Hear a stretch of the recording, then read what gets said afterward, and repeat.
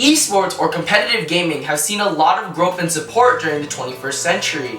When the discussion of esports arises, many people quickly shoot down the prospect of it being a sport. But I'd say, while they have some major differences, esports are in fact sports, and you'd be quite surprised how similar they are. According to the 2015 edition of the Oxford Dictionary, a sport is defined as an activity involving physical exertion and skill in which an individual or team competes against another or others for entertainment. To break it down, the definition has three main parts: physical exertion, team or individual competition, and finally entertainment. On the surface, gamers are just a bunch of people who stare at a screen for hours on end. And these so-called pros, they're just the people who take that a little bit further.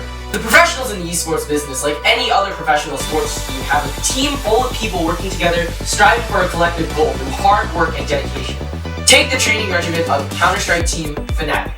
They practice for 10 hours a day working on various shots, weapons, and all sorts of reflexes in order to hone their skills. And then, after that, they come together as a team to analyze other teams that are facing off against them. People stop me right there and say, "Hey, Jared, does that make anyone really sweat?" No, not really. In reality, what these people are really doing when they play the game are calculating. There's numerous things you have to think about when playing the game. They have to take into account the enemy team motions, their team's motions, their own movements, and then finally, they can start thinking about which move is correct. Thus, they can create the perfect move for the perfect situation.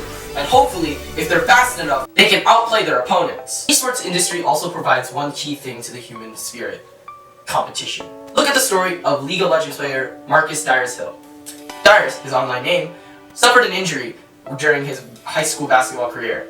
During his time recovering, Dyrus discovered the game League of Legends. And it would be through League of Legends where Dyrus would fuel his competitive spirit. Dyrus soon joined a League of Legends professional team, and he has now risen above the ranks of many other people. Although recently retired, Dyrus made a name for himself in the League of Legends community. The entertainment value of this industry is no joke either. With the recent popularity of streaming websites like Twitch.tv, who experience 100 million unique viewers every month, during national and international events, these competitions can see millions of viewers just for a single match. Looking at the League of Legends Season 4 Championship, there was a point in time where 11.2 million people were watching one single match. Their overall tournament had 27 million different viewers, which rivals that of the NBA Finals. More recently, major TV network TBS has picked up a Counter-Strike competitive tournament to be aired every Friday night of next year. And it's quite amazing to think that there are so many people interested in watching someone else play a game. People are interested in watching the games because they're very interested in watching high-level players take the game to the next level, outside of which they can play. The difference between physical and digital reality is something that we might just have to come to terms with.